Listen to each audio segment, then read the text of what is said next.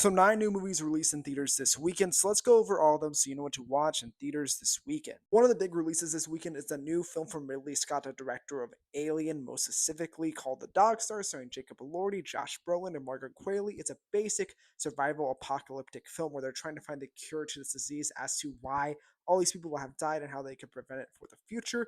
I've heard great things from people who have seen it so far. We also have Buddy, a brand new horror film surrounding a 1990s kids TV show, and these kids try to escape this TV show before getting killed by this mascot right here. Great reviews on this. It had a whole festival run. People are loving this film already, and I will be seeing it this weekend. I cannot wait. We also have The Sun Never Sets. This is an indie dramedy romance film starring Dakota Fanning, Jake Johnson, and Corey Michael Smith. I don't know a ton about it. From a quick social media search, it seems like people love this film a ton. It had a ton of festival film showings, and honestly, Jake Johnson's in it, so I'm in. Also in the romance drama, but more of a rom-com, we have Finding Emily. This is where a musician gets a fake number and basically works with a psychologist to find this person who is his quote-unquote dream girl. We also have Legend of the White Dragon. I'm going to be so real with you here. I don't know a ton about this movie. From what I've heard, though, it's pretty close to something like Power Rangers. And honestly, from what I've heard, people are very excited for this film within the Power Rangers genre and fandom entirely. We also have another apocalypse zombie film called Colony from the director of Train to Busan, one of the greatest zombie apocalypse films of all time, in my personal opinion. I will be checking this out this weekend if it is showing near me.